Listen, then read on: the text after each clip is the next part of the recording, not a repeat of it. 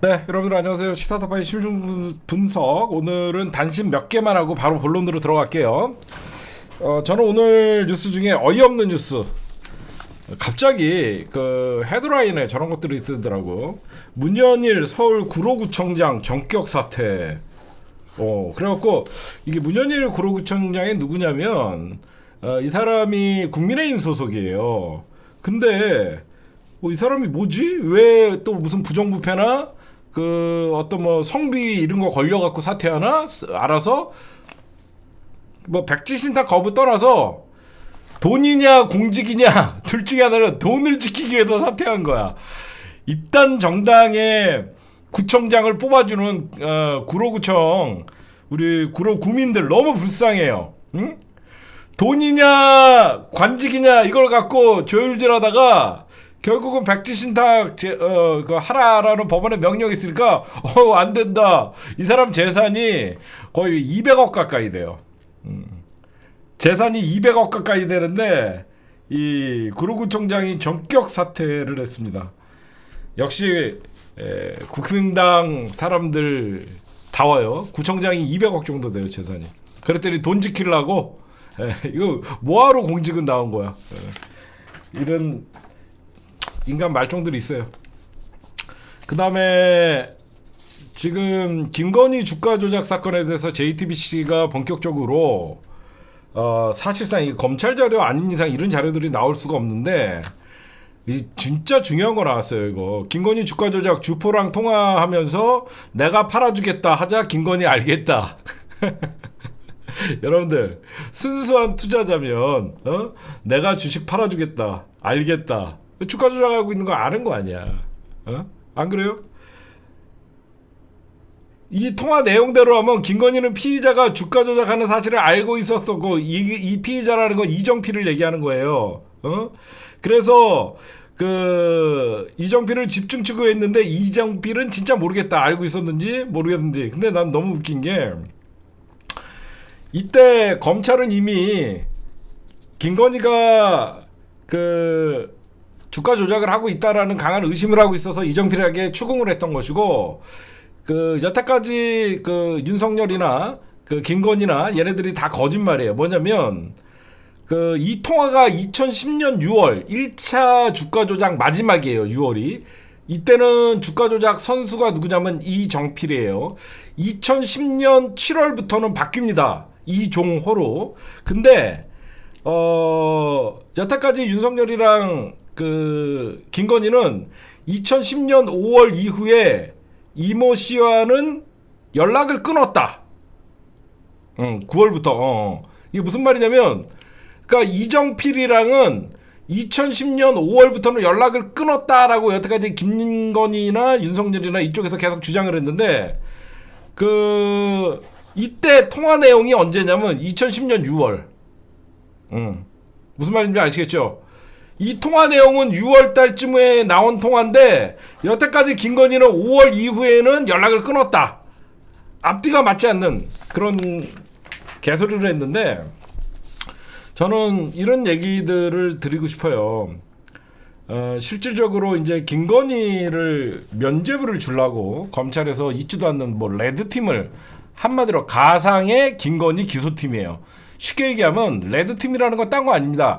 가상의 김건희 레드팀을 만들어 갖고 사실상 그 뭔가를 수사심의위원회를 거치게 되면 거기서 기소 의견이 나오게 되면 검찰이 더 부담을 안게 되니까 수사심의위원들은 대체로 외부위원들로 구성되기 때문에 지금 김건희 주가 조작 사건은 한두 가지가 아니라 지금 일반 사람들도 잠깐 들여다봐도 이거는 김건희는 주가 조작의 선수였거나 공범이 분명한 거거든요. 근데 저는 검찰이 요즘 이 사건의 모든 전결권은 이창수 지검장에 있어요. 검찰총장이 수사 지휘권이 없습니다. 근데 저는 이런 말씀을 좀 드리고 싶어요. 검찰이 어떻게 해서든지 구색을 갖추고 레드팀이라는 걸 만들어갖고 혐의 없음이라는 논리를 보강하기 위해서 레드팀과의 어떤 토론이나 이런 것들을 하고 있는데 저는 이거는 검찰이 심각한 오판이라고 생각합니다. 왜 그러냐면 검찰이 김건희를 무혐의 처리한다 그래서 김건희의 주가 조작이 없어집니까? 무슨 말씀인지 아시겠죠? 이거는 진짜 검찰 안에서도 굉장히 걱정하는 부분이고 그 지점을 한동훈이가 지적한 거예요. 검찰에서 무혐의 준다 그래서 김건희의 주가 조작 사건이 무혐의라 그래서 이게 세상에서 아 김건희는 주가 조작 사건 무혐의구나라고 되냐 이거죠. 절대 그런 일이 없다라는 거예요. 오히려 한동훈이가 얘기하는 것은 검찰의 주류인 특수부나 검찰의 주류 세력들이 오히려 김건희 주가 조작 사건에 의해서 검찰 조직 전체가 윤석열 정권의 공멸과 함께 검찰 조직도 같이 공멸할 수 있다는 위기감에서 나오는 거거든요. 그래서 제가 보면요. 검찰이 한심합니다. 뭘 한심하냐. 여태까지 어떤 검찰이었어요. 조직 보호를 위해서는 검사 동일체라 그래갖고 어떤 정권이든지 물고 뜯고 강하게 저항했던 인간들 아닙니까? 근데 지금 김건희의 면죄부를 주는 것은요. 검찰 조직을 와해시킬 수 있는 중대한 위기사항인데 이거를 검찰이 수사 무마시켜주면 된다. 검찰이 착각하고 검찰 출신들은 예전에는 머리가 좋은 줄 알았는데 정말 멍청한 것 같아요. 제가 보면. 그 다음에 지금 김건희라는 블랙홀 때문에 대한민국이 지금 눈만 뜨면 김건희 뉴스가 홍수처럼 쏟아지고 있죠. 이제 조중동이고 뭐고 모든 대한민국의 언론은 김건희 기사에 특종 경쟁을 하고 있습니다. 이거는 이미 끝난 거예요. 제어 장치가 없다는 겁니다. 방문진뿐만 아니라 김건희 보도에 있어서 언론사, 종편이건 진보 언론이건 보수 언론이건 할 것 없이 공중파건 김건희 언론 특종을 잡는 게 사실상 이제 언론의 책무가 된 것 마냥 지금 김건희라는 블랙홀을 더 이상 막을 수 있는 그 어떤 장치도 없는 거예요. 그리고 제가 저번에도 늘 말씀드리지만 지금 집권 이제 3년 차예요. 집권 3년 차에 우리가 몰라도 되는 정보들이 마구 쏟아지죠. 이건 뭐예요? 대통령실을 떠나는 사람들. 아, 이 정부는 끝났다고 생각하는 사람들이 더 많다라는 거죠. 그렇죠? 만약에 아직도 대통령실이 막강한 힘을 가지고 있고 대통령실이 다시 재기의 가능성이 있다라고 생각하면 끝까지 윤석열 바지가랑이를 잡고 있겠죠. 근데 이거는 보수가 봐도 지금 이 정권을 빨리 끝내지 않으면 보수가 괴멸된다고 생각하는 거예요. 응? 그러다 보니까 지금 윤석열이가 고작 한다는 듯이 전쟁 위기에 올리고 있습니다. 지금 일촉즉발의 상황이에요. 저는 정말 걱정되는 게 이 대한민국의 안보를 정치로 이용해서 이 못된 버릇이 또다시 윤석열과 신원식 거기에 김용현 이 세 인간들이 지금 여러분들 경기도 파주 쪽에 어떤 일이 발생하고 있는지 아세요?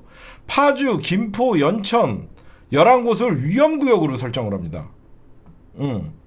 지금 대한민국이 마치 위험구역이라는 거는 전쟁이 날 수 있거나 북한의 포격이 닿을 수 있는 위험구역으로 설정해갖고 이런 엄중한 상황을 만들고 있어요. 이거를 여러분들 지금 파주, 통일천, 해마루천, 대성동 주민 이동을 자제를 권고하고 있어요. 국민들의 이동 자제를 권고한다는 것은 굉장히 여러분들이야 지금 지방에 사시거나 서울이나 이쪽에 경기 북부에 살지 않아갖고 체감을 하지 못하지만 이분들은 이동까지 마음대로 못하게 하고 있다는 거예요. 이거는 굉장히 전쟁의 위험성이 있는 것이고 불안감을 지금 자초하는 건데 저는 이런 얘기를 해드리고 싶어요. 적경지 주민들은 대한민국 국민 아닙니까? 적경지에 살고 있는 국민들은 대한민국 국민 아니에요? 유권자 아니에요? 이 사람들이 왜 불안을 느끼면서 살아야 됩니까? 이분들이 세금을 안 내요. 이분들이 국가의 의무를 안 합니까?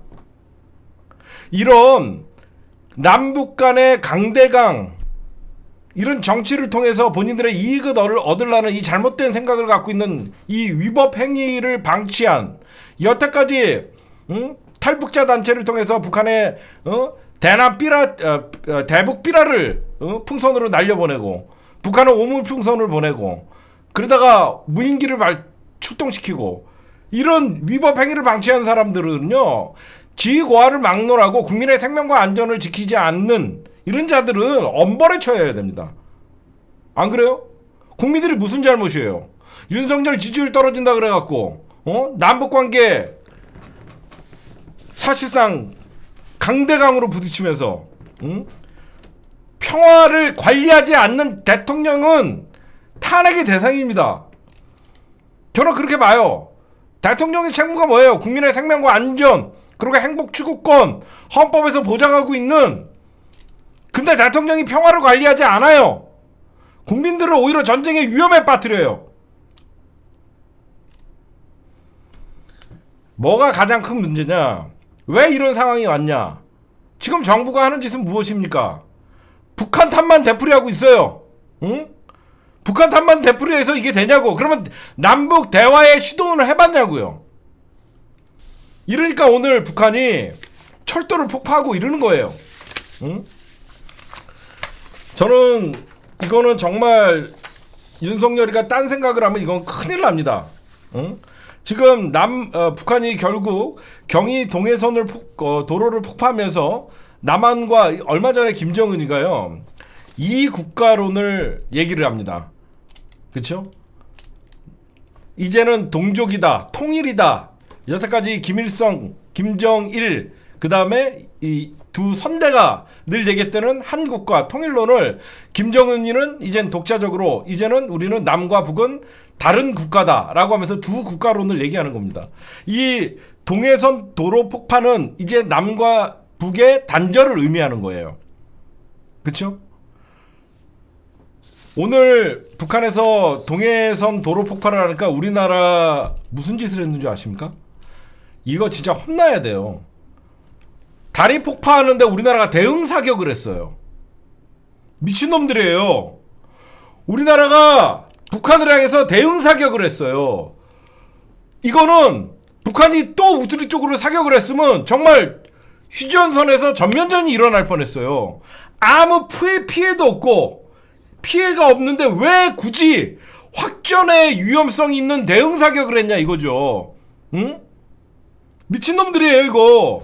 그냥 폭발 빵 하고 끝났는데 갑자기 전방에서 대응 사격 명령이 떨어져갖고 북한 철제 그쪽을 향해서 다다다닥 쏴버렸어요. 어? 미친놈들입니다. 어? 장병들이 대응 사격을 했다고 밝혔고요. 우리 군에 피해는 없고 군사분계에서 이남 100m 지역에 대응 사격을 했다고 말했다. 북한이 대응을 안 했어요. 어? 이거는 북한이 대응을 하게끔 계속 만드는 거예요. 응? 근데 저런 게 있어요.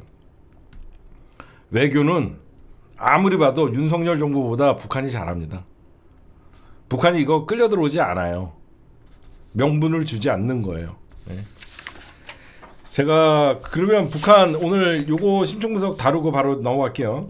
왜 그러면 북한은 경의 동해선 도로 폭발을 했을까? 응? 결국은 평양에 무인기가 나타났다라고 하면서 사실상 공격을 받았다라고 북한이 인정을 하면서 사실 침범당했다라고 발표를 하면서 이거는 뭐냐면요, 북한에 얼마 전에 김정은이가 두 국가론을 얘기했죠. 두 국가론을 얘기하면서 사실상 이제 김정은이가 오늘 결국 경의 동해선을 남한과의 단절, 그런 다음에 김정은이가 노리는 수는 러시아와의 군사 협력이에요.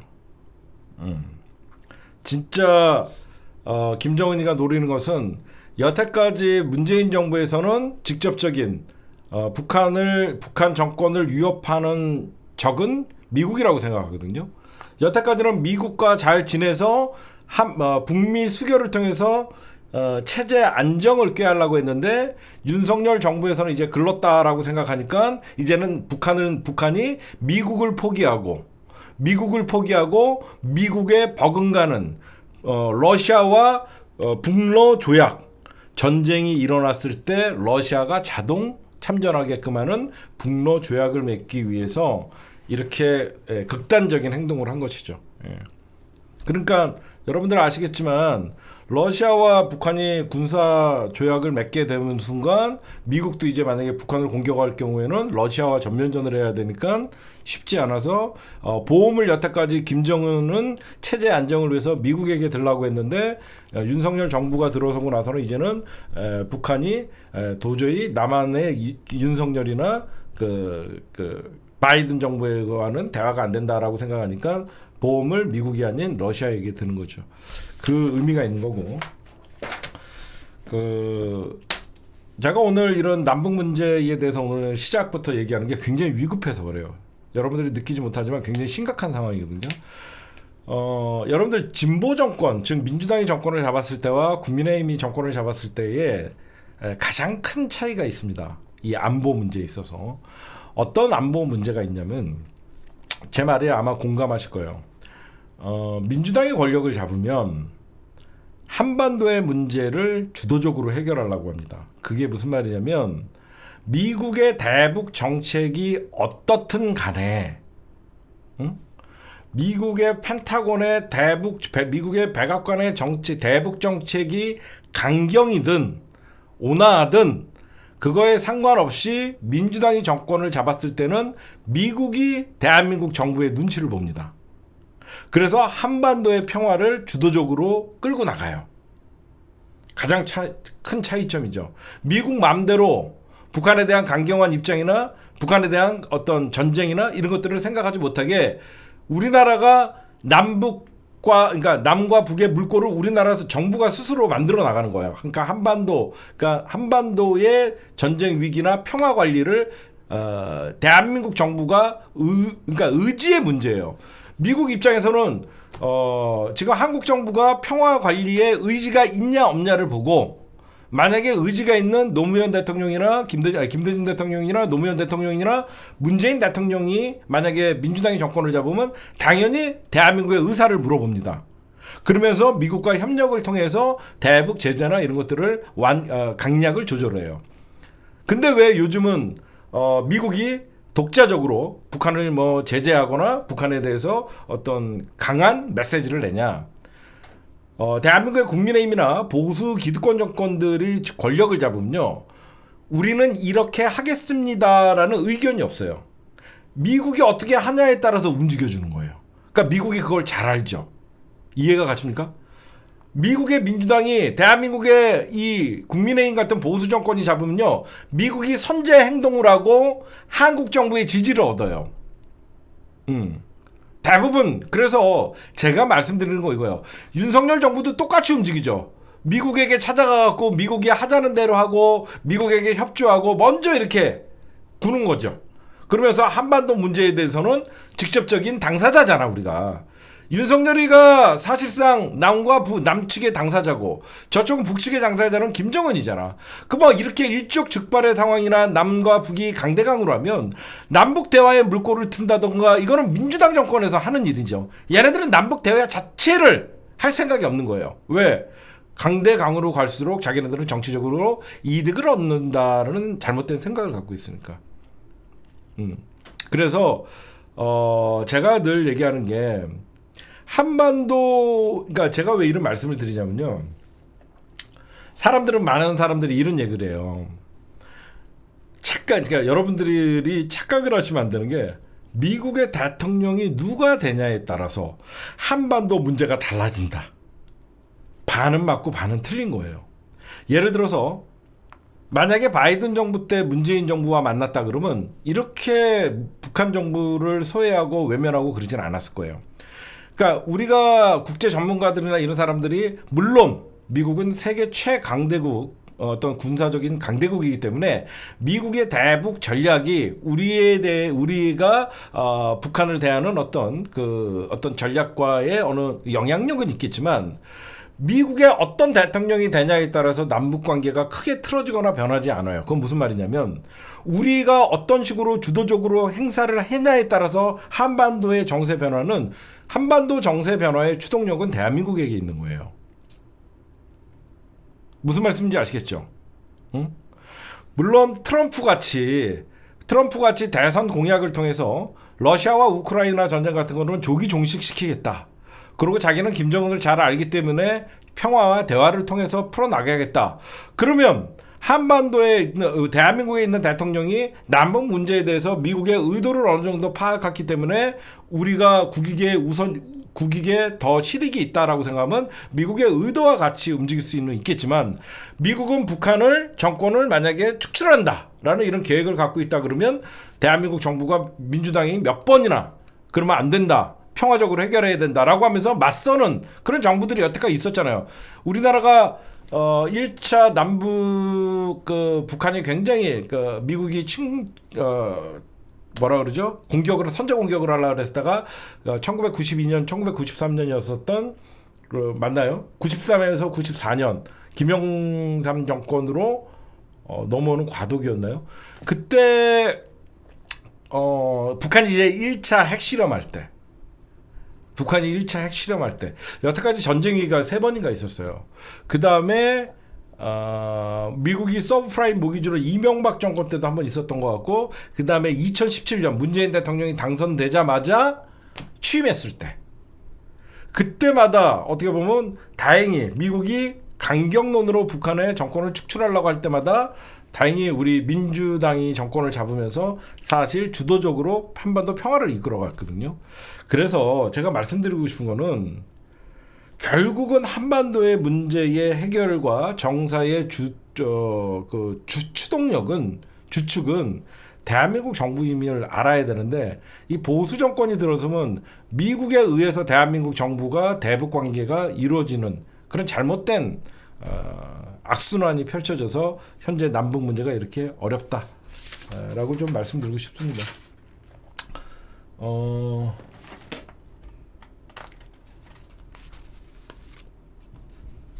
네, 오늘의 주요 뉴스였습니다. 네, 오늘 카톡 명태균 씨가 공개를 하면서 일파만파로 지금 그냥 매일 우리가 자고 일어나서 눈만 뜨면 김건희라는 블랙홀에 대한민국 전체가 지금 빠져있다라고 해도 과언이 아닌 것 같습니다. 먼저 여러분들이 이 사건의 발단을 좀 아셔야 돼요. 명태균은 왜 등장했냐를 가만 생각해 보십시오. 강혜정이라는, 강혜정 맞나요? 김영선 전 의원의 보좌관 출신이 명태균에게 복수할 마음으로 이걸 공개하기 시작한 거예요. 시작은. 그쵸?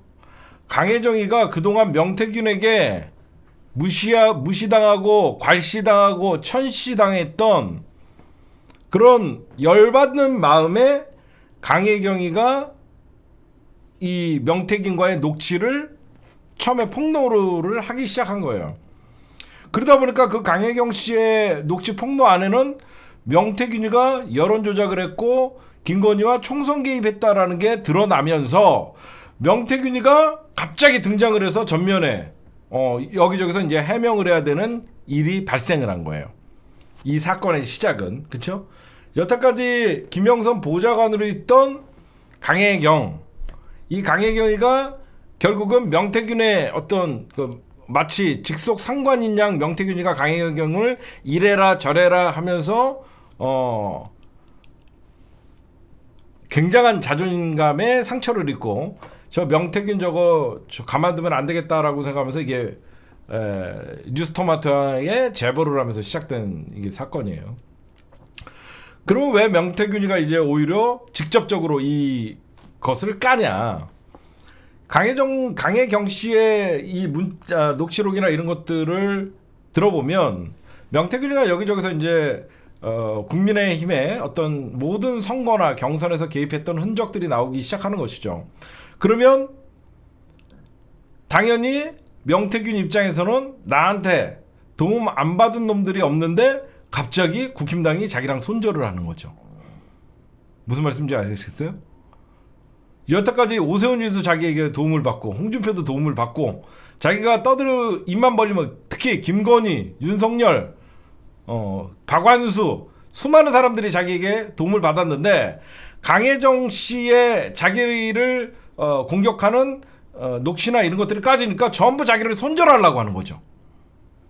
이준석도 마찬가지고 김종인도 마찬가지고 갑자기 이것들이 저런 강혜정 씨 하나 묻지 못하고, 그러니까 명태균이가 가장 열받는 포인트는 이거 같아요. 제가 분석을 해보니까 강혜경이가 뭐라고 그런 녹취록 나올 때 그거 하나 빨리 그 수습 못하고 나까지 올라오기 위해서 결국은 검찰이 그러니까 강혜경의 폭로를 수습하기 위해서 명태균을 재물을 삼는다는 거를 느낀 거지. 그치? 무슨 말씀인지 아시겠죠? 강혜경의 폭로를 굉장히 일파만파로 퍼지니까 명태균이를 제물 삼아갖고 자기를 잡아들이려한다라는 느낌을 들으니까 명태균이가 그래? 내가 이대로 죽을 것 같아? 그러면서 직접 까기 시작한 거죠. 이제 이 사건의 이제 시작부터 지금 명태균이가 열받은 이유는 알겠죠. 강혜경의 폭로에 자기가 등장한다 그래갖고 나를 엮어서 나를 정치 브로커 취급을 하고 나를 뭐 허풍쟁이 이런 식으로 그치 창원지검이 김영선과 명태균을 압수수색하고 오히려 강혜경의 입을 다물게 하고 강혜경이나 김영선에 대해서 압박을 가할 줄 알았는데 오히려 나한테 신세 졌던 새끼들이 전부 특히 김건희 윤석열들이 이거는 김건희 윤석열이 당연히 막으려고 그러면 막을 수 있다라고 명태균이는 생각을 하는데 오히려 나를 제물로 삼아갖고 이 사건을 무마시키려고 하니까 야 내가 입 벌리면 너네 다 죽어 응? 내가 이대로 죽을 사람이 아니야 이게 된 거예요. 그쵸?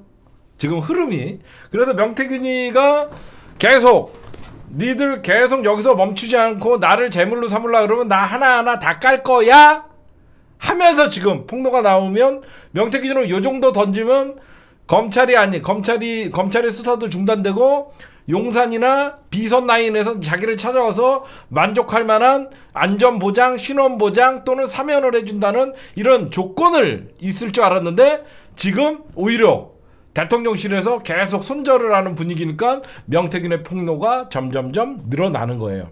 그쵸? 이거 보세요. 오늘 이게 공개된 거예요. 저는 이거는 빙산의 일각이고 이 카톡은 누구 보라고 공개했을까요? 김건희 보라는 거예요. 김건희랑 용산 니들 내가 이것도 깠다. 그 다음에 깐 거는 뭐죠? 분명히 여러분들 여기 잡으세요. 이건 무슨 의미인가요? 내일 이준석이를 만나면 정확한 답이 나올 겁니다.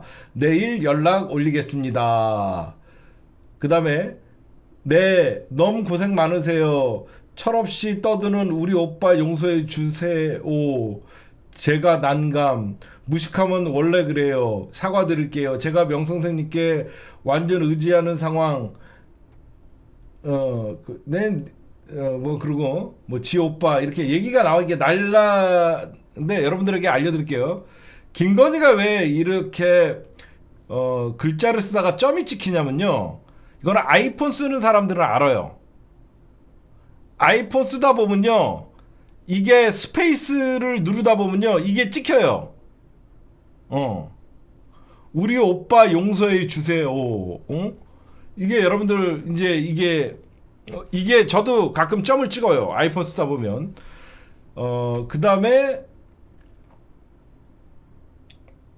요거 봅시다. 그러니까 내일 준석이를 만나면 정확한 답이 나올 겁니다. 내일 철없이 떠드는 우리 오빠. 여기 이게 무슨 말이냐면 요때 상황이 저거예요. 이준석이가 그 당대표였는데 그 짐 싸갖고 튀었잖아. 그 입당 전이구나. 이준석이가 당대표에 있을 때니까.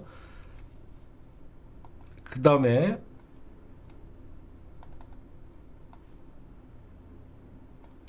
이거 다 본 거예요, 여러분들. 제가 하나 말씀드릴게요. 여기서 우리가 볼 수 있는 게 뭐냐면 이거 여러분들 다 본 거지만 보세요. 철없이 떠드는 우리 오빠 용서해 주세요. 나 하나 물어보자. 김건희가 윤석열이가 철이 없다는 걸 처음부터 철이 없어서 윤석열이가 접근한 거 아니에요? 응? 이게 무슨 말이냐면 김건희의 주로 타겟은 철없고 무식하고 세상 물정 모르는 사람들 아니나 김건희 같은 애를 넘어가지. 제 말이 바로 그겁니다. 김건희가 의도적으로 철없고 세상 물정 둔한 윤석열 정상적인 사람이면 윤석열이나 오빠라 하지. 제정신이면 50살에 하겠냐고. 응? 제 말은 안 그래요? 정상적인 사고를 가지고 그런 사람이면 하겠냐고. 어? 여러분들 제가 7시간 녹취록 수십 번 들었다 그랬잖아요. 거기에 그 말이 나오잖아요. 우리 아저씨가 뭘 알아? 응? 우리 아저씨가 뭘 알아? 우리 아저씨 아무것도 몰라. 아유, 막 이런 얘기 많이 나오잖아요. 어? 여태까지 김건희는 당연히 철이 없으니까 김건희가 무식하다는 건 뭐냐면요, 눈치 없다는 거예요. 김건희는 눈치 없고 아무것도 모르니까 이거 봐요. 무식하면 원래 그래요. 사과드릴게요. 응? 뭐 제가 명성되게 완전 의지하는 상황이니 오빠가 이해 안 가더라고요. 지가 뭘 안다고. 아, 지가 쉽게 쓰는 말이죠. 지가 뭘 안다고. 예, 옛날에 여러분들 7시간 녹취록에 야, 우리 아저씨 바보야. 그 기억나요? 어? 우리 아저씨 바보야. 그 녹취록에 있어요. 우리 아저씨 바보야. 뭘 알아? 이거 요번만 쓴 언어가 아니에요. 요번만 쓴 언어가 아니고요. 무식한 오빠고 철없는 오빠니까 너랑 살아준다는 것만 알아라. 내가 이런 말은 좀 법에 진짜 우리 이재일 변호사님 말대로 이 법의 테두리 안에서 하느라고 내가 굉장히 힘든데 철없고 무식하니까 김건희랑 살고 김건희한테 가스라이팅 당해갖고 김건희가 국정을 좌지우지하죠. 여러분들 제가 이게 나가니까 용산에서 뭐라고 그랬어요? 그 오빠가 아니다. 친오빠다. 제가 여기서부터 중요한 얘기를 해드릴게요. 제가 오늘 취재를 좀 했는데 여러분들 이상하지 않아요? 이게 친오빠라고 용산에서 바로 30분 만에 대응을 했어요. 여러분들은 그걸 누가 믿냐 거기에 포커스를 잡죠. 그쵸? 여러분들은 그 친오빠라고 하면 그걸 친오빠라고 묻냐라고 하면 여러분들 그걸 정치한다고 이렇게 보잖아. 그게 아닙니다. 대통령실의 메시지를 김건희가 낸 거예요. 그걸 봐야지 정치 분석하는 사람들은. 이거는 김건희는 민간인인데 대통령실의 메시지를 지 맘대로 내는 거야. 이게 말도 절대 대통령실의 메시지는 이따위로 내지 않아요. 지 문제니까 지가 바로 대통령실의 메시지로 내는 거예요. 절대 한 나라의 메시지가 이렇게 즉각적으로 30분 만에 나오지 않아요. 이거는 생각해봐요. 대통령실의 메시지는 누가 전결자예요? 대통령 비서실장입니다. 대통령 비서실장이 이렇게 나올 수가 없어요. 김건희한테 직접 물어보거나 김건희 주변에서 이거 어떻게 된 거냐 라고 물어보면 정상적인 대통령실이라 그러면 영부인의 이런 문제가 발생됐으니까 대통령실은 대변인단과 회의를 통해서 어떻게 대응할 것이냐가 나와야 되는 거죠. 그쵸? 근데 어때요? 야, 그거 그냥 야, 그냥 우리 오빠라 그래. 친오빠라 그래. 그럼 친오빠라고 얘기를 대통령실 야, 그렇게 발표해. 지가 대통령인 거지. 이게 무슨 말이냐? 조만간 정진석이 사퇴합니다. 정진석 비서실장이 오늘 물 먹은 거예요. 예전부터 정진석이는 정치인이에요. 응? 정진석이는 정치인인데 이런 메시지를 즉흥적으로 낼 리가 없습니다. 근데 지금 이 메시지가 나오자마자 그러면 대통령 비서실장의 승인이 있었다는 건데 당연히 이거는 정진석 비서실장 패싱이죠. 제가 분명히 얘기합니다. 아마 어떤 일이 발생하냐, 이번 재보선 끝나자마자 용산에 물갈이가 이뤄지는데 정진석 실장이 던지는 왜 정진석이가 다음 지방선거 나가야 되는데 안 그래요? 정진석이는 5선 국회의원인가 4선 국회의원 정도 되잖아. 정진석이가 뭐하러 저기서 용산에서 김건희 뒤치다거리하고 있겠냐고. 빨리 지역으로 돌아가고 지방선거 준비해야 되잖아. 어? 정진석이가 위기 따라고 하면서 실질적으로 윤석열 돕겠다고 들어갔더니 김건희가 설치고 있잖아 지금. 응? 정진석이가 거기 있을 리가 없고 오늘 같은 대응도 이거는 김건희가 대통령실에 입을 빌려서 대통령실이라는 공식 직함을 이용해서 지가 반응한 거야. 그러니까 지가 대통령이지. 그치? 김건희가 있는 곳이 대통령실이야. 야! 그거 우리 오빠라 그래! 어? 세상에 오빠가 한둘이야? 응?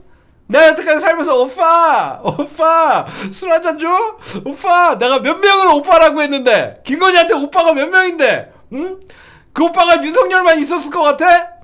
양씨 오빠도 있고 무슨 오빠도 있고 응? 김건희한테 오빠가 얼마나 많은데 어? 그러니까 언론에서 이런 얘기가 나오죠. 왜 제가 이거는 절대 여러분 생각해보세요. 왜 이게 대통령실의 공식적인 대응이 아니라고 생각하고 김건희가 즉흥적으로 생각했다 그러면 김건희가 이거 우리 친오빠한테 한 것이다 라고 하면서 대통령실이 대응을 했어요. 근데 대통령실이 만약에 이걸 아무 생각 없이 얘기할 일도 없고 이건 김건희 라인이 그냥 대통령실을 입을 빌려서 했다라고 방금 얘기했죠. 친오빠가 있으면 더 국정농단이지. 친오빠가 이준석을 왜 만나? 어? 안 그래? 친오빠가 민간인이 선거를 앞두고 이준석을 왜 만나? 그러니까 이건 대통령실의 대응이 아니라는 거예요. 그렇잖아요. 대통령실이 그 정도도 모르면서 이걸 대응을 했겠냐고. 그냥 김건희가 열받아갖고 싸질러 버린 거죠. 응? 철없이 떠드는 우리 오빠. 이건 진짜 오히려 김건희 오빠 비선이 한두 개가 아니라서 국민의힘의 총 공천 개입 다 떠드는 거죠. 응? 그러니까 이건 오히려 그냥 원래 정상적인 대통령실은 입 다물고 있는 거죠. 응? 근데 나는 진짜 근데 여러분들 솔직히 윤석열 철없다는 것은 김건희만 아는 거 아니잖아요. 우리도 알잖아요. 윤석열 철없고 무식하다는 거 우리 다 아는 사실 아니에요? 우리 다 아는 사실이잖아요. 응? 거기에 나는 반박이 제일 웃겼어요. 여러분들은 뭐 다른 시각으로 봤는데 난 용산의 반박이 너무 웃겼어. 친오빠. 친오빠라 그러면 더 심각해지잖아. 그렇잖아? 친오빠라 그러면 더 심각해지는데 그걸 대응이라고 하는 거야. 더 웃긴 건 뭐냐면 이걸 여러분들 반대로 한번 해석을 해봅시다. 우리 분석하는 사람들이 이렇게 해요. 그러면 명태균이가 친오빠랑 왜 이걸 논의를 해? 명태균이가 친오빠랑 왜 이걸 상의를 해? 명태균이가 친오빠랑 이걸 왜 상의하냐고. 응? 말 같지도 않은 소리라고. 응? 그냥 국민을 또 바이든이든 날리면이든 그런 걸로 또 하려고 하는 게 응? 난 너무나 웃겨요. 응? 진짜 한심합니다. 응? 이거는 일을 키우는 거예요. 친오빠면 더 치명적인 국정농단. 왜 그러냐면 제가 또 아까 얘기했지만 친오빠가 여기에 만약에 끼어 있었다면 친오빠가 공천 개입과 여론 조작을 한 거야. 명태균이랑 친오빠가 중대 범죄죠. 진짜 너무 웃기지 않아요? 명태균이가 그러면 김건희 오빠랑 의논한 거고 이러면 어떻게 되냐? 왜 제가 이거는 대통령실의 대응이 아니라고 얘기했냐면요.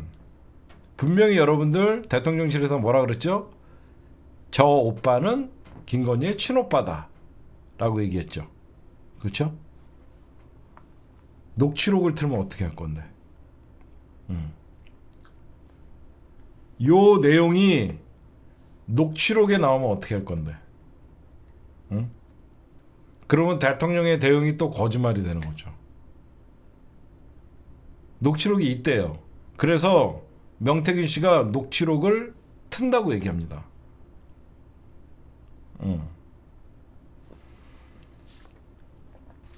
진짜 오히려 거짓 해명으로 더 이게 빠져드는 거예요.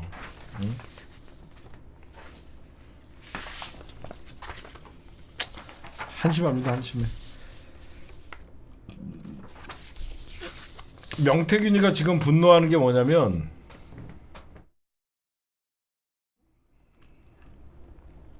사실상 지금 명태균 씨가 매일 앞으로 하나씩 폭로를 한다 그러는 건 뭐냐면 검찰이 이제 자기를 잡아갈 거라는 불안감에서 나오는 행동이라서 하나하나 풀면서 버티자고 하는 건데, 명태균 씨에게 어떤 도움을 받았던 오세발이나 그 다음에 뭐 이준석, 오세발이 거기에 나오는 사람들 있잖아요. 김건희나 그 윤석열, 이런 사람들이나 지금 대통령실 주변의 사람들이, 그리고 친윤이라고 하는 인간들, 뭐 김재원이나 이런 사람들이 하나같이 얘기하는 게 명태균이를 사기꾼이라고 표현하죠. 그렇죠? 명태균이를 사기꾼이라고 얘기합니다. 그러니까 명태균이가 이런 얘기를 해요.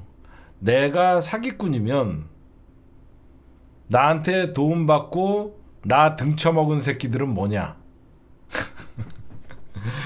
찔리는 새끼들 엄청 많을 거야. 너희들 중에 밥값, 숙박비, 차비 한 번 준 놈 있냐? 이제와 내 몸에서 땀과 기름 냄새가 난다고 나를 사기꾼이다? 사기꾼을 사기친 놈들은 뭐냐? 자기가 사기꾼이면 또 나를 사기친 놈들은 뭐냐? 그러니까 자기를 배신했다는 거죠. 그런 얘기들을 하는 거고, 이상한 게 있죠. 김대남, 명태균 사기꾼이라고 지금 뭐 국힘당 친윤 의원들은 일제히 십자포화를 가하고 있고, 여기저기서 대통령실은 관련이 없다라고 얘기를 합니다. 근데 이상하게 그 고소고발 좋아하시는 우리 윤석열 각하께서 명태균을 고발을 안 해요. 오세발이도 고발을 안 해요. 그냥 고소장만 써놨대요. 웃기죠? 그쵸? 명태균이를 고소를 안 합니다. 그렇게 고소고발 잘하면서 지금 명태균 씨가 윤석열 한 달 안에 하야해야 된다, 아니면 탄핵당한다, 그 발언이 뭐냐면요, 제가 며칠 전에 명태균의 진짜 스모킹 거는, 김건희의 총선 개입이나 이런 거는 국정농단으로 우리가 엮어갖고 수사나 이거 이어갈 수 있겠지만, 직접적인 윤석열 탄핵이나 하야는요, 바로 대선 경선 부정선거입니다. 이게 가장 큰 거예요. 오늘 중요한 게, 명태균이가 오늘 대통령실 긴장하라고 공개했잖아요. 윤석열이 홍준표보다 2% 앞서게 대선 경선 여론조작. 지금 뉴스토마토에서 공개한 게, 그 뉴스토마토에서 공개한 거는 강혜경 씨 음성으로 나오는 건데, 이건 뭐냐면요, 원래 제대로 했으면 윤석열은 국힘당의 대선 후보가 아니었네라는 이론이 성립되고, 그러면 국힘당 대선 후보가 여론 조작에 의해서 됐다라고 하면 윤석열은 대통령이 아닐 수도 있겠다라면 이 정부의 정통성이 무너지는 것이고, 원래 정통성도 없지만 거기에 사실상 이제 여론조사 조작, 이거는 부정선거잖아요. 그러면 당선 무효가 된다는 소리가 거기서 나오는 거예요. 그러면 어떻게 되냐면, 국힘당 안에서 이미 윤석열에게 척지고 있고, 국힘당 지지자들은 윤석열을 사실상 탈당하라고 하고 있습니다. 그러면 윤석열은 국힘당에서도 공격받고 민주당에서도 공격받는 양쪽에서 싸대기를 맞게 되면 어떻게 되냐면, 이건 하야 아니면 탄핵이라는 거예요. 이건 누가 봐도 명태균 말대로 윤석열을 2% 앞서게 하고 대세론을 만들고, 그래서 홍준표를 이겼고, 그래서 대선 후보가 됐다 라고 하면 이거는 누가 봐도 대선 부정선거예요. 부정선거를 민주당이 깐 게 아니라 국힘당 안에서 터진 겁니다. 응? 이게 굉장히 심각한 거예요. 응? 그래서 지금 보면요, 오늘 한동훈이가 이런 얘기를 해요. 부산 오늘 지원 유세를 갔다가 이런 기자들의 질문에 무식한 오빠라는 김건희 씨의 어떤 카톡이 공개됐습니다. 김건희 카톡을 어떻게 생각하냐 이런 질문을 받으니까 내가 말한 조치들 한마디로 격리시켜야 되고 신속히 반드시 실행하는 것이 필요하다. 제 생각은요, 사실 이 싸움은 여러분들이 보셔도 김건희 대 한동훈의 싸움이거든요. 지금 그렇잖아요. 어떤 합의가 있을지 모르겠지만 이거는 겉에서 보면 저는 윤석열과 한동훈이의 독대가 의미가 있을까요? 저는 윤석열과 한동훈이가 아무리 독대를 해도 김건희가 오케이 해주지 않으면 그 독대는 그 어떤 성과도 나오지 않습니다. 일단 독대를 받아들인 것은 제가 며칠 전에 방송에서도 말씀드렸듯이 김건희가 수락해준 거예요. 그렇죠? 윤석열은 그 어떤 결정권을 갖고 있지 않아요. 여러분들이 지금까지 지켜보시면. 그러면 이 독대도 성사시킨 거는 김건희라고 봐야 되겠죠. 그렇잖아. 우리 무식한 우리 철없는 오빠가 독대한다 그랬다가 불호령이 떨어지면 또 파자마 입고 밖에서 손들고 있어야 되는데 이건 당연히 김건희가 오빠 한번 만나 안 그러면 좆대 그렇게 하니까 그러면 김건희가 대통령실을 통해서 움직여갖고 독재 날짜를 저는 잡았다고 생각을 해요. 응? 지금 한동훈이랑 김건희랑 싸우면 누가 이길까요? 한동훈이가 이렇게 자신만만하게 덤비는 이유가요, 김건희는 국민 밉상입니다. 김건희를 보수해서 좋아할까요? 절대 아니에요. 한동훈이는 윤석열에게 치여서 한동훈이가 제대로 정치를 못하고 있다라고 하면서 한동훈이는 동정론이 있어요. 한동훈은 국힘당 지지자들 안에서 지지와 동정론이 공존하고 있고 김건희는 보수와 진보할 것 없이 국민 밉상이 돼버렸어요. 그러다 보니까 김건희와 한동훈이가 무조건 윤석열을 대리인으로 독대를 하든 뭐든 하면 결국은 한동훈이가 이겨요. 제가 유심히 보고 있는 거는 이번 10월 16일 재보선 이후에 당정관계의 대표성이 어떻게 저는 바뀌나, 저는 그걸 보고 있어요. 제가 여러분들 지금 한동훈이가 부산 선거에 갑자기 올인하죠. 응? 한동훈이가 지금 부산 선거에 갑자기 올인을 하고 있어요. 오늘 마지막 선거일이라서 자정까지 유세를 한대요. 응? 한동훈이가 노리는 건 뭐냐? 여러분들 보세요. 이번 부산 금정구 선거가 바로 국힘당의 선거의 바로미터예요. 강화는 워낙 센 데고 자기네들이 이겨도 본전. 부산을 뺏기면, 그러니까 우리가 쳐봅시다. 한동훈은 선거를 이겨도 이기면 엄청난 힘을 발휘하는 거고 저도 본전입니다. 한동훈이는. 윤석열이가 개판친 거 한동훈이가 살리려고 노력했다라고 되는 거고, 윤석열 입장은 어때요? 이 선거를 부산 금정구청장 선거를 대통령실 입장에서는 이겨도 손해, 저도 손해입니다. 이게 왜 그러냐? 윤석열 입장에서, 김건희 입장에서는 부산 금정구청장 선거를 이겨도 손해고 저도 손해요. 왜? 지면 윤석열 때문에 부산도 뒤집어졌다가 돼요. 그렇죠? 부산 금정구청장 선거가 단순한 구청장 선거가 아니라 윤석열 때문에 부산의 텃밭도 무너졌다라고 하면서 모든 책임이 윤석열로 가요. 근데 만약에 윤석열이가 부산 금정구청장 선거를 만약에 국힘당이 이긴다, 그럼 어떻게 되냐? 왜 국힘당이 이기는데 윤석열에겐 손해냐?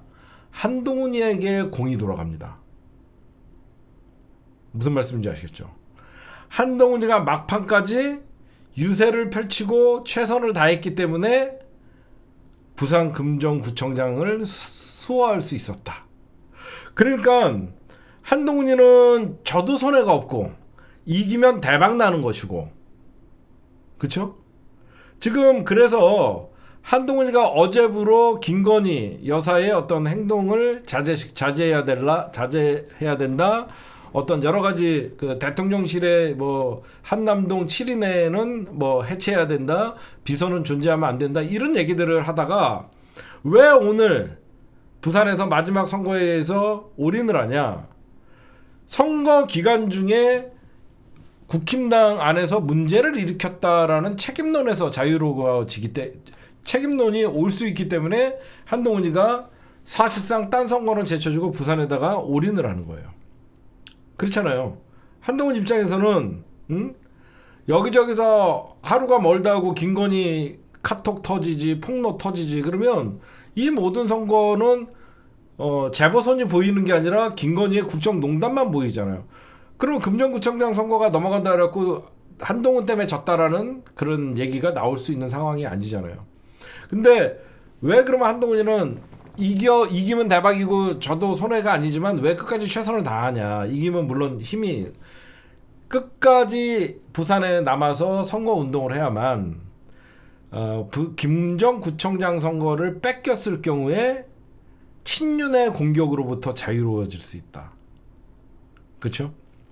분명히 금정구청장 선거를 뺏기면 당대표의 무능, 국민의힘 지도부 총사퇴하라라고 하면서 친윤의 한동훈 찍어내기 프로젝트가 나올 가능성이 많기 때문에 한동훈이는 끝까지 최선을 다하는 모습들을 보이면서 이거는 윤석열과 김건희의 문제였지 한동훈의 문제는 아니었다라고 하면서 친윤의 공격을, 즉 재보선 이후에 친윤이 한동훈을 찍어낸다는 소문에 대해서 쐐기를 받기 위해서 미리 방어 논리를 펼치는 것이죠.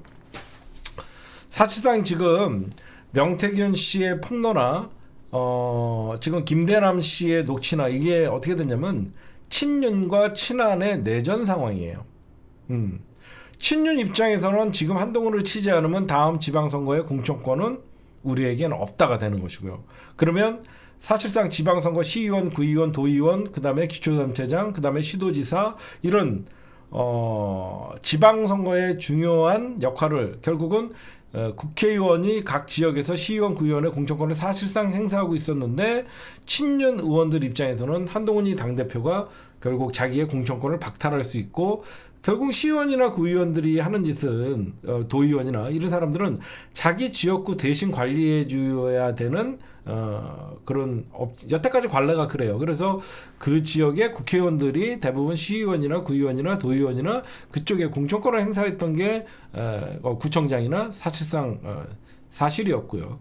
그래서 지금 친윤에서는 김재현이가 나서서 왜 연일 한동훈이를 공격하면서 선거가 내일 모레인데 왜 김건희 여사의 문제를 끄집어내고 막 그러냐. 그러면 한동훈이의 불만은 무엇일까요? 한동훈이의 불만은 왜 선거 전에 독대하지 않느냐에 있는 겁니다. 만약에 한동훈이가 내일이 선거잖아요. 만약에 지난주에 한동훈과 윤석열이가 독대를 했다 그러면 한동훈이가 윤석열의 변화를 이끌었고 지금 떠나간 민심을 사실상 좀 찾아올 수 있는 한동훈이가 좀 돋보이면서 전국 주도권을 갖고 있을 수 있고 그런데 선거 이후에 만나자는 것은 한동훈 입장에서는 금정구청장 선거가 지면 나에게 책임론을 물리려고 한다라는 사실상 불쾌함이 있는 것이죠. 그렇죠? 한동훈 입장에서는 당연히 선거 전에 만나갖고 대통령의 변화를 이끌어낸 한동훈 그렇게 하면서 여론의 스포트라이트를 받고 한동훈의 금정구청장 선거가 이기면 한동훈 극적으로 용산과 대화 이후에 금정구청장 수성 그래갖고 한동훈의 리더십이 빛났다가 가중이 될 텐데 용산과 이렇게 자꾸 각을 세우는 모습을 보이고 김건희 씨에 대한 어떤 자제 요청이나 이런 것들을 통해서 한동훈이가 내부 총질한다는 내부 총질러의 소리를 들으면서 부산에서 이제 선거 유세를 하면서 사실상 친윤 대 친한의 금정구청장 친윤 입장에서는 금정구청장 민주당에게 뺏기는 게 낫다라는 생각을 하겠죠. 안 그래요? 그렇잖아. 어차피 이겨도 본전이고 이기면 한동훈이가 탄력받고 그 구청장 하나 그냥 민주당 2년짜리 줘버리는 게 친윤의 입장에서는 금정구청장 선거를 오히려 민주당이 이기는 게 낫다라는 생각을 하는 거죠. 괜히 한동훈이가 뒤늦게 부산 금정구 지원 유세를 갖고 위기 박빙의 승부를 한동훈의 활약으로 선거를 이길 수 있었다. 이렇게 되면 급속도로 친윤의 힘이 빠지고 용산 권력이 국민의힘의 당정 관계가 사실상 반대로 바뀔 수 있는 상황이 오기 때문에 그래서 지금 계속 한동훈이가 김건희의 어떤 자제 촉구를 한 거에 대해서 친윤이 내심 한동훈 때리기에 활용하고 있는 것이고, 저는 국힘당의 한동훈이가 지금 대표죠. 근데 금정구청장 선거를 진다 그래서 저는 한동훈이가 타격받을 일은 없다라고 생각합니다.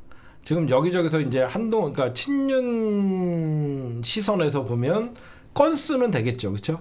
네가 당 대표고 네가 어떻게 보면 당의 총책임자인데 선거 이렇게 대패했으면 책임져야 되지 않냐라고 하면서 책임론을 들고 나올 수 있지만, 많은 사람들이 생각합니다.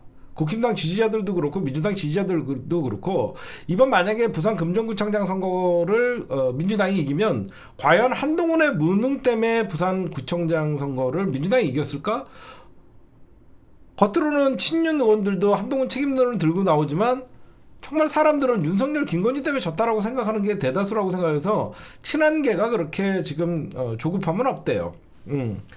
결국은 정권 심판론이 또 작동된 선거거든요. 여러분들 보셔도 이번 선거가 정권 심판론, 김건희 국정농단 뭐 이런 심판론적인 재보선 선거의 성격이 강하다 보니까 지금 한동훈 때문에 졌다라는 말은 사실상 말이 안 되는 것이죠. 그래서 결국은 용산이 굉장히 머리가 아픈 거예요. 다음 주에 독대 약속은 잡아놨는데, 그렇죠? 다음 주에 독대 약속은 잡아놨는데 용산이 만약에 금정구청장 선거를 지면 결국 한동훈과의 어떤 대화가 오갈지, 결국 한동훈과의 어떤 독대를 통해서 용산도 쇄신의 모습을 보여주고, 그래서 제가 말씀드리는 거예요. 선거가 끝나자마자 용산은 진짜로 용산에서 인적 쇄신이 일어날 거예요. 거기에 가장 시발점이 저는 정진석 비서실장의 사퇴를 꼽고 있어요. 힘없는 정부의 비서실장 누가 하려고 합니까? 그 사람 정진석이는 아직도 그 충청도의 맹주라고 지가 스스로가 생각을 하는데, 그래서 그러니까 윤석열이나 김건희에겐 딜레마죠. 금정구청장 선거를 패배하면 책임론이 결국 용산 때문에 졌다, 정권 심판론이 작동했다라고 하면서 무거워지는 것이고, 승리할 때는 한동훈이가 당을 살렸다라고 하면서 급속하게 용산의 권력이 당으로 이동하는 그런 계기가 될 수 있기 때문에 이래도 죽고 저래도 죽는 그런 싸움을 하고 있다라고 여러분들이 좀 보시면 될 것 같습니다. 그 다음에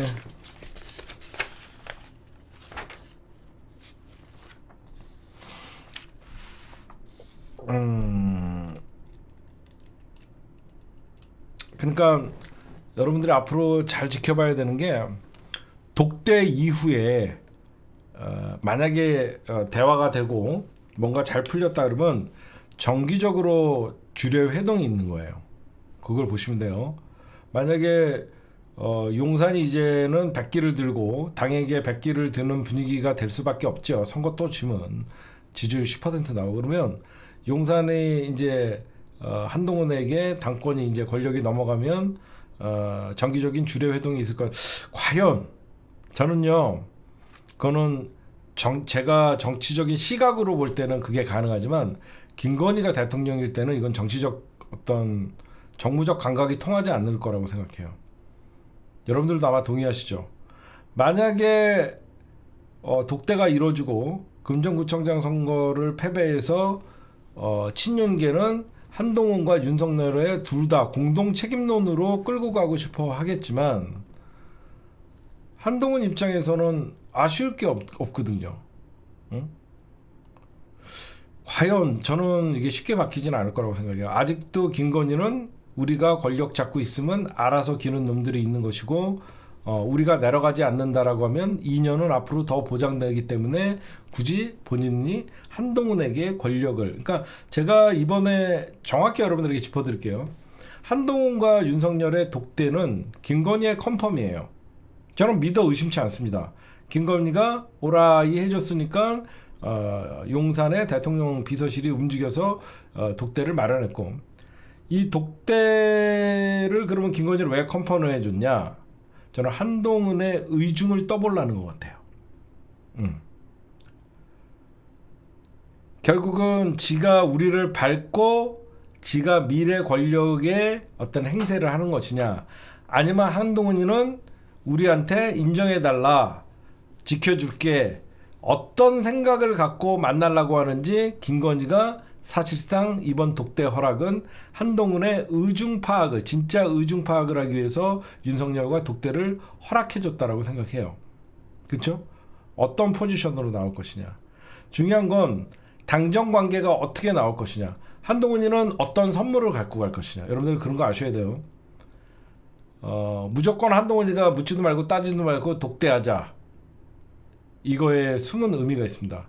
한동훈이가 지난번에도 독대하자고 할 때 이런 얘기를 합니다. 대통령에게 중요한 얘기할 게 있다. 그렇죠? 중요하게 얘기할 게 있다. 그런 얘기를 해요. 그럼 한동훈이는 윤석열과 김건희에게 선물을 준비했다는 겁니다. 적어도 윤석열과 김건희에게 자기가 독대를 통해서 무언가 선물을 갖고 간다는 의미가 있는 거예요. 예를 들어서 그 선물이 절대 특검은 통과시키지 않도록 하겠다. 저는 만약에 검찰이 예정대로 하면 내일 모레 재보선 다음 날 그리고 국감 전날 김건희 불기소 처분을 한다는 얘기들이 나오고 있는데, 저는 아마 검찰이 당분간 이 사건에 대해서 불기소니 기소니 아마 떠들지 않을 거라고 생각해요. 왜 그러냐면 용산에서 윤석열과 한동훈이가 독대 이후에 검찰이 이 사건을 처리할 가능성이 많다라고 생각해요. 물론 제가 틀릴 수도 있죠. 근데 여기저기서 정치부 기자들이 흘러나오는 말은 17일이 유력하다. 17일 날 이창수 지검장이 김건희 도이치모터스 주가 조작 사건 무혐의 처리할 가능성이 많다라고 떠들고 있지만 저는 그렇게 보지 않아요. 김건희 도이치모터스 주가 조작 사건을 독대가 있기도 전에 이걸 처리해버리면 이거는 오히려 독대하지 말자고 한동훈에게 엿먹이는 일이 될 수가 있거든요. 무슨 말씀인지 아시겠어요? 한동훈이가 분명히 이거는 어떤 국민들의 법감정이나 도이치모터스 사건은 살펴볼 필요가 있다라고 얘기했잖아요. 그렇죠? 검찰에게 사실상 기소를 종용했잖아. 근데 윤석열이랑 김건희는 자기 김건희 문제에 대해서 한동훈의 생각을 정확히 듣고 한동훈의 전략을 들어본 다음에 저는 검찰에게 지시해서 저는 이창수가 기소를 할 건지 불기소를 할 건지는 독대 이후에 결정될 것 같아요.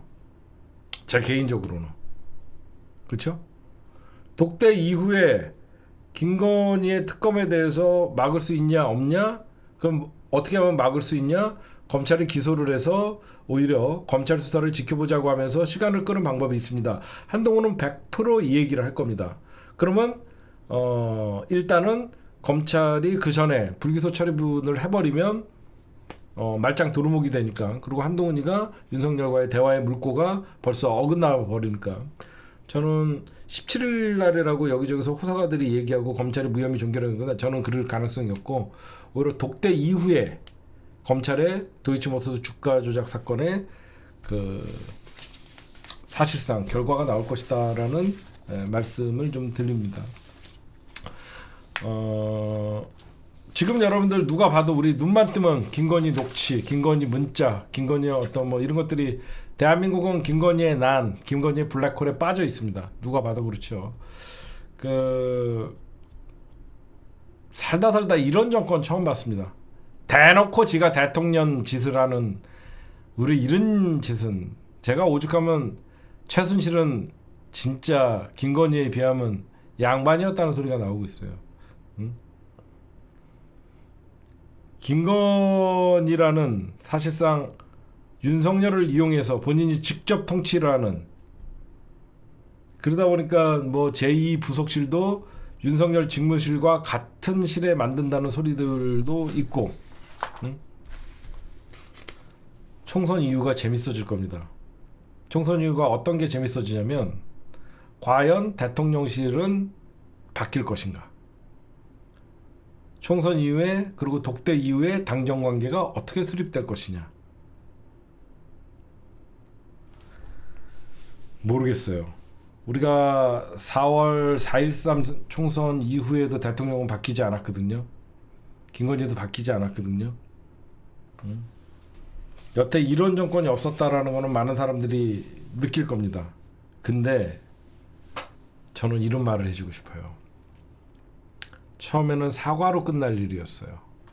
이제 사과도 기회를 놓쳤고, 지금 대통령이 바뀐다 그래갖고 이 정권이 바뀔 일은 없습니다.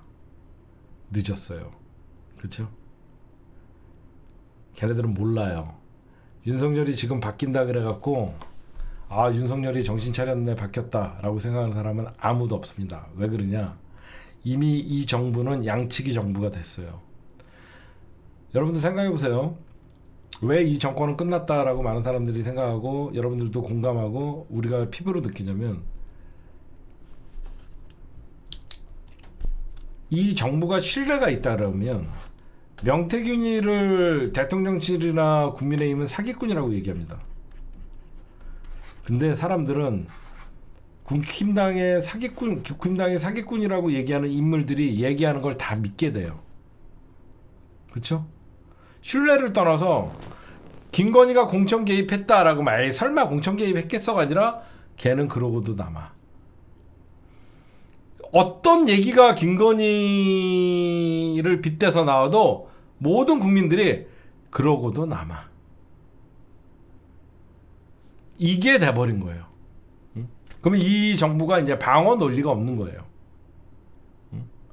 사람들이 김건희 그러고도 남아 라고 얘기하지, 야 김건희가 무슨 국정농단을 해, 김건희가 무슨 총선 개입을 해, 이렇게 생각하는 사람이 없다는 거예요. 응? 그게 가장 이 정부가 끌고 나가기 힘든 거예요. 그리고 김건희의 윤석열의 오만이라고 얘기하는데 저는 윤석열이 오만이라고 생각하지 않아요. 김건희의 오만과 권력욕이라고 생각해요. 1년에 일어나는 일들을 보면요, 많은 사람들은 윤석열이 오만하고 불통이라고 얘기하죠. 아니에요. 윤석열이 오만하고 불통이라서 이런 일들이 벌어지는 게 아니라 김건희 자체가 정무적 감각은 제로고, 김건희는 5년 대통령 당선되는 순간 5년 동안은 그 누구도 자기를 못 건드리다고 생각해요. 한마디로 김건희는 위기의식이 없어요. 이 말이 맞는 것 같아요. 김건희는 우리가 권력 잡고 있는 5년 동안은 알아서 경찰은 기고, 알아서 검찰은 움직여주고, 알아서 감사원은 쉴드 쳐주고, 국민권익위는 술집 쳐준다고 생각해서, 김건희는 아무리 정치권에서 지금 윤석열 정부 위기라고 얘기해도 김건희는 그걸 위기로 받아들이지 않는 겁니다. 자기가 권력을 잡고 있다고 생각하니까. 저는 그렇게 봐요. 왜 이 정부가 점점점 엇박자로 가고 말도 안 되는, 왜 이런 일을 할까? 김건희는 위기라고 생각하지 않거든요. 지가 5년 동안은 이 권력은 보장받은 권력이라고 착각을 하니까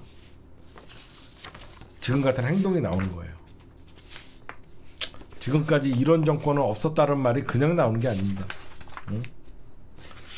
이미 윤석열과 김건희는 바꿔야 된다는 시그널을 많이 받았죠. 강서구청장 선거에서도 변화를 해야 된다라는 조중동의 경고가 있었고, 사실상 이번 총선에서도 이재명 당대표를 만나는 척하면서 변화를 하는 척하지만 결국 김건희는 변하지 않았고요. 저는 이미 바뀌어야 되는 시기도 놓쳤고 타이밍도 놓쳤기 때문에 지금 바뀐다 그래서 윤석열의 지지율이 회복되거나 그런 일은 없을 테고, 오히려 이런 여론 조작 사건, 대통령의 정통성이 무너지고 국힘당 안에서도 사실상 손절하는 분위기고, 윤석열에게 지금 마지막으로 할 수 있는 것은, 윤석열이랑 김건희랑 여러분들 만약에 지금 권력에 힘이 빠지고 지지율이 10% 정도밖에 안 나온다 그러면 얘네들은 가장 지금 원하는 게 뭘까? 자기네들을 지켜줄 수 있는 다음 정권이 되겠죠. 그렇죠? 만약에 지금 김건희 정권 4년 차고 내년이면 대통령 선거라고 하면 윤석열과 김건희가 가장 원하는 건 뭐냐? 다음 정권에서 자기를 보호해 줄 수 있는, 그러니까 보험을 들 수 있는. 저는 이번 윤석열과 한동훈의 독대는 김건희가 과연 우리가 한동훈에게 보험을 들어도 되나 안 되나의 시험대라고 저는 생각을 합니다. 그래서 여러 가지 김건희 특검 문제나 그러니까 한동훈이의 생각을 들어보고 한동훈이가 배신자라고 생각했지만 진짜로 한동훈이가 우리를 지켜줄 것이냐, 그거를 저는 간보기 위한 독대라고 생각해요. 결국은 이 독대가 저는 분명히 성과가 나올 겁니다. 용산에 당연히 한동훈이가 뭔가를 얻어내서 언론 브리핑에서 얘기를 할 거라고 생각해요. 왜 그러냐면 또 밥만 처먹다가 갈등 불거져 용산에서 그냥 그러니까 맨손으로 나온 한동훈 이렇게 되면요, 둘 다 죽어요. 무슨 말씀인지 아시겠죠? 저는 분명히 한동훈이가 뭔가를 얻어내서 이 부속실을 설치하고 특별감찰관 제도를 하고 뭔가를 자기가 용산 독대를 통해서 얻어내온 전시품을 갖고 나올 겁니다. 아무것도 안 하면 둘 다 죽는다는 걸 안 하니까. 얘네 왜 만났어? 그런 소리가 나오니까. 그 다음에 저는 이런 가능성도 있다고 생각해요. 만약에 김건희, 네, 희박하지만 김건희가 국내에서 저질러 놓은 게 많다 보니까 지가 지금 수습해야 되기 때문에 밖으로 나갈 수가 없는 상황이긴 하겠지만, 만약에 한동훈과 윤석열과 김건희가 셋이 만나갖고 한동훈에 대한 정말 충성 맹세를 다시 서약을 받고 한동훈에 대해서 전폭적인 지지를 할 경우엔 자기네들을 보호해준다라는 어떤 확약을 받으면, 만약에 저는 김건희가 해외로 나갈 수 있다라고 생각해요.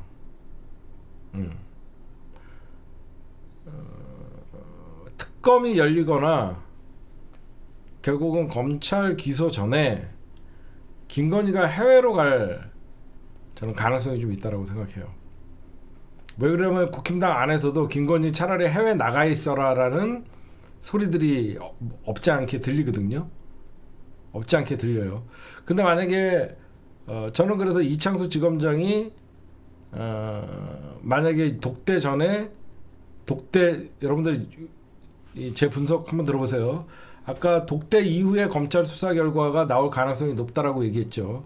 근데 만약에 이창수 지검장이 17일 날 예정돼 있던 17일 날 김건희를 불기소 처분한다라고 하면, 그러면 용산에서 한동훈과 윤석열이 만난 다음에는 김건희는 해외 2주 그런 카드들도 나올 수 있다고 생각해요.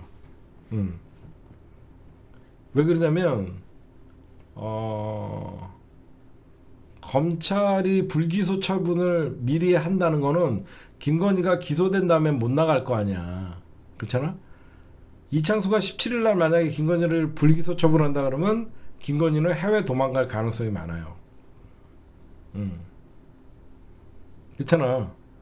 빨리 17일 날 한동훈 만나기 전에 불기소 처분해주고 그 다음은 특검 단계잖아. 그 다음은 김건희 특검으로 민주당이 지금 국정감사 끝나자마자 특검 올린다고 벼르고 있기 때문에 한동훈이가 결국은 김건희 국내 정치 개입한다는 의심을 많이 받으니까 집권 말기까지 해외 나가 있어라라고 할 가능성이 있는데 과연 내가 아는 김건희는 지 외에는 아무도 안 믿거든.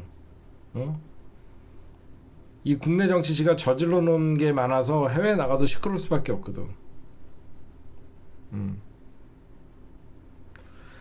해외 나가면 잡아와야죠. 그게 아니라 기소당한 게 없으니까 김건희를 잡아올 명분이 없잖아. 하여튼 검찰이 17일 날 무혐의 처분을 하면 한동훈이는 윤석열을 만나서 여사 문제에 대해서 심도 있게 논의했고 여사가 사실상 앞으로 어떻게 행보가 될지 얘기했다라고 하면 대통령실이 전격적으로 김건희가 발표하면 되거든. 김건희 국민들에게 논란 일으켜 죄송. 즉 임기까지 해외에 나가 있겠다. 그러면서 디올백 사러 다니고 또 쇼핑하러 다니고 그럴 가능성이 있어 보여요. 제가 보면 무슨 해외를 보내나요? 내가 보냅니까 해외를? 지가 나가는 거죠. 내가 무슨 해외를 내가 보내요? 지가 나가는 거죠. 아니 이게 왜 그러면 국힘당 안에서 김건희 해외 나가 있어라는 얘기들이 좀 많이 나오거든요. 그럴 가능성이 좀 있다. 그래서 그러면 다음에 이제 명태균이가 왜 저러냐? 명태균이가 폭로의 수위를 올리는 것은 지금 자기를 제물로 삼지 말아라는 계속 경고성이에요. 다음 그러면 명태균이가 준비하는 건 뭐냐? 명태균이가 준비하는 건 녹취와 이거보다 더 디테일한 어디에다가 누구 공천하면 되겠습니까? 라는 김건희의 직접 공천을 개입한 정황들이 나오겠죠. 이러다가 여러분들 검찰이 갑자기 명태균 체포영장을 갖고 가둬버릴 수도 있고 여러 가지 지금 아마 용산에서 굉장히 머리가 아플 거예요. 근데 저는 이게 과연 용산에서 명태균이가 김건희랑 수많은 어떤 얘기를 나눴는데 검찰에서 잡아들여놓고 입막음을 검찰이 잡아놓고 감옥에서 언론 플레이 못하게 막을 것인지 저는 그렇게는 못할 거라고 봐요. 왜 그러냐? 명태균이가 보험을 너무 많이 들어놨어. 내가 잡혀갈 경우에 이걸 어떤 언론사에다 줘라. 내가 잡혀갈 경우에 이걸 어디에다 갖다 줘라. 벌써 그걸 다 해놨다는 얘기가 있어요. 그래서 검찰이 못 건드린다는 거예요. 무슨 말씀인지 아시겠죠? 만약에 명태균이가 언론사를 돌면서 보험을 들지 않았다 그러면 검찰, 그러니까 그 국힘당이 당연히 고소를 해놓고 명태균이를 고소를 해놓고 검찰이 새벽에라도 지도새도 모르게 잡아놔야 되는데 내가 잡혀가면 요 파일은 누구에게 갖다 주고 내가 잡혀가면 이 녹취록과 이거는 누구에게 갖다 주고 이런 거를 다 해놨다는 거예요. 그래서 지금 검찰이 명태균이를 잡을 수도 없고 그래서 지금 이런 얘기를 하잖아요. 어떻게 보면 지금 친윤의 김재원이가 연일 명태균이 검찰 수사 촉구하고 구속해야 된다 막 이렇게 떠드니까 명태균이가 김재원 나한테 사과하지 않으면 매일 더 큰 거를 까겠다라는 얘기들이 나옵니다. 그 뭐냐? 직접적으로 지금 여러분들 자세히 보면요. 명태균 씨가 이것저것 폭로하는 것 같지만 핵심이 없어요. 그렇죠? 그냥 명태균의 얘기에 의존할 뿐이죠. 근데 실질적으로 명태균이가 아끼고 있는 자기 생명줄 같은 분명히 김건희의 녹취록이나 김건희의 총선 개입 구체적인 사람을 언급하면서 왜냐면 7시간 녹취록 들어보면 김건희 말 막 하거든요. 김건희 말 막 해요. 김건희 말 막 합니다. 그래서 제가 볼 때는 명태균이는 결국 김건희가 어디에 누굴 보내고 어디에 누굴 보내고 이쪽에는 이 사람 보내도 되겠어요? 라고 하면서 실질적으로 지가 선대본부장 공관위원장을 하는 자처하는 그런 녹취들이나 카톡을 공개할 걸 계속 용산은 두려워하겠죠. 그래서 제가 보면요. 명태균 씨는 아직도 대통령을 버리진 않았어요. 김건희나. 그쪽에 아직까지 힘이 있다라고 느끼는 것 같아요. 아직 대통령 3년 차고 지금 나 더 이상 건드리면 니네 가만 안 있겠다라는 시그널이고 지금이 그러니까 언제 명태균의 태도가 바뀔지는 모른다. 제가 여러분들에게. 근데 지금까지 명태균이가 계속 폭로를 이어 나가고 있는 것은 본인이 만족할 만한 사람이 자기를 찾아오지 않았다는 겁니다.